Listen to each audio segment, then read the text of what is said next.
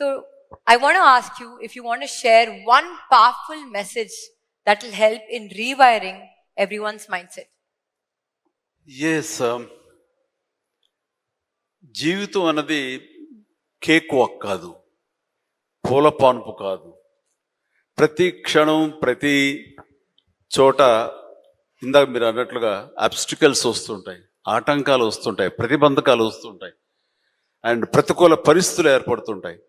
మనం గోల్ స్ట్రాంగ్గా అనుకుంటాం, దానికి కావాల్సిన కష్టం పడుతుంటాం, దానికి కావాల్సిన అవకాశాలని మనం చేజుక్కుంచుకుని ముందుకు వెళ్ళటం కోసం అన్ని రకాలుగా మనం ప్రయత్నం చేస్తుంటాం. మరి తప్పెక్కడ జరిగింది అంటే నీకు ఎన్నో అన్ఫోర్సీన్ బయటకు వస్తుంటాయి, ఒక డిస్ట్రక్షన్స్ వస్తుంటాయి, డిసప్పాయింట్మెంట్స్ వస్తుంటాయి, నేను డీమోటివేట్ చేసేవాళ్ళు ఉంటారు. ఇలాంటి డీలు ఎన్ని ఉన్నా సరే దాన్ని ఢీ కొనాలంటే ఒక డిటర్మినేషన్ ఉండాలి. అది వెరీ మచ్ ఇంపార్టెంట్.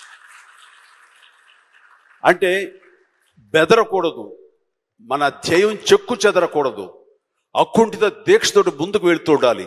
నా విషయానికి వస్తే కనుక నేను వచ్చిన కొత్తలో డెఫినెట్లీ నన్ను డిసప్పాయింట్ చేసిన వాళ్ళు ఉన్నారు. నేను హీరోగా ఎదుగుతున్న సమయంలో, హీరోగా 4-5 సినిమాలు చేస్తున్న సమయంలో కొంతమంది ప్రొడ్యూసర్స్ నన్ను ఒక తక్కువ స్థాయి రౌడీ వేషాల కోసం అడిగారు. కొత్తలుడు అని, కొత్తపేట రౌడీ అని, అలా మోసగాడని ఇట్లాగా అడుగుతుంటే పెద్ద పెద్ద హీరో, నేను ఒక పక్క నుంచి మంచి హీరో వేషాలు వేస్తున్నాను. కొన్ని యాంటీ హీరో అయి ఉండొచ్చు, but hero lead man characters వేస్తుంటే ఎక్కడో డిసప్పాయింట్మెంట్ ఉంటుంది. అబ్బా ఏంటి నేను హీరోగా పాజిటివ్ క్యారెక్టర్గా, చట్టాన్ని కళ్ళు ఇలాంటి సినిమాల్లో హీరోగా చేస్తుంటే నన్ను చిన్న చిన్న రౌడీ వేషాలు ఏమంటున్నారు, నా జీవితం ఏమైపోతుంది, ఇలా కాదు కదా అని అనుకునే పరిస్థితి, వాళ్ళకి ఎదురు చెప్పలేని పరిస్థితి. కానీ లోపల ఒకటే ధైర్యం, ఎన్ని వేషాలైనా వేయనివ్వండి, ఎటువంటి వేషాలు వేయనివ్వండి, నేను ఖచ్చితంగా అలాంటి వాటి కోసం ఎదురు చూస్తాను, అలాంటి ఖచ్చితంగా వస్తాయని ఒక దీక్ష, ఒక నమ్మకం నాకు. ఆ నమ్మకం నిలబెట్టింది. అండ్ ప్రేక్షకులు, నేను చిన్న చిన్న విలన్ పాత్ర 2-3 సార్లు సినిమాలు వేసినా సరే అందరూ కూడా చమక్లా మరిచేవాడిని, ఆకర్షించుకునేవాడిని.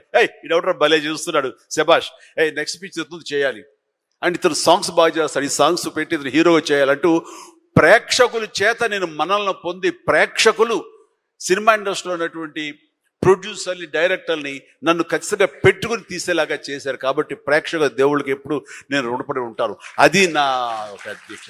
నా కాన్ఫిడెన్స్ వాళ్ళని రీచ్ అయింది. నేను చెప్పుకోకర్లా, నువ్వు చేసే చిన్న పాత్ర పెద్ద పాత్ర సరే, నువ్వు చేసే దాంట్లో నీ కన్విక్షన్, నీ యొక్క హావభావాలు, నీ హుషారు వాళ్ళని ఎక్కడో తెలియకుండా రీచ్ అవుతుంది. సైకిల్ కుర్రాడు అంటారు మనూరు పాండవులు, అది 5 మందితో పాటు నేను ఒక కుర్రవాడిని. వాళ్ళకంటే పెద్ద క్యారెక్టర్ నాకు లెంగ్త్ ఏమి లేదు, వాళ్ళకంటే స్ఫురద్రూపేం కాదు.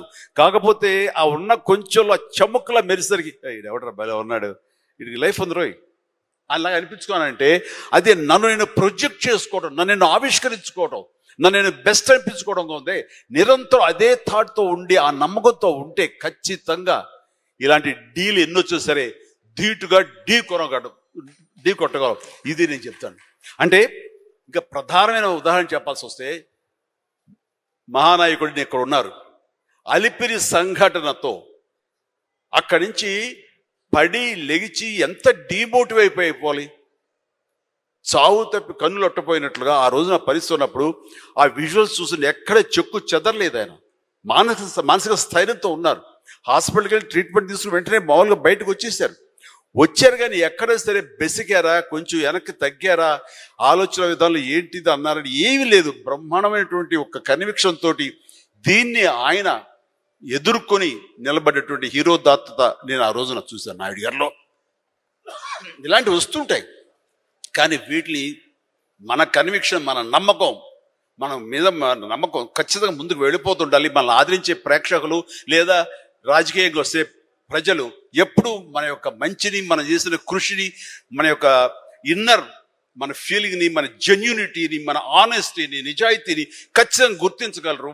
మధ్యలో ఒక్కోసారి ప్రతికూల పరిస్థితులు వస్తాయి, బట్ వాటిని అధిగమించేలాగా వస్తుంది మనకి రోజులు, మంచి రోజులు వస్తాయని కన్విక్షన్ తెలితే కనుక అలాంటి అబ్స్ట్రకల్స్ని ఓవర్కమ్ చేయగలం. దానికి గాను నువ్వు నీ మానసిక ధైర్యాన్ని కోల్పోకూడదు. ఇక్కడ నిలబెత్తున్న నిదర్శనం చంద్రబాబు నాయుడు గారు. అది నేను చెప్పుకొచ్చేది.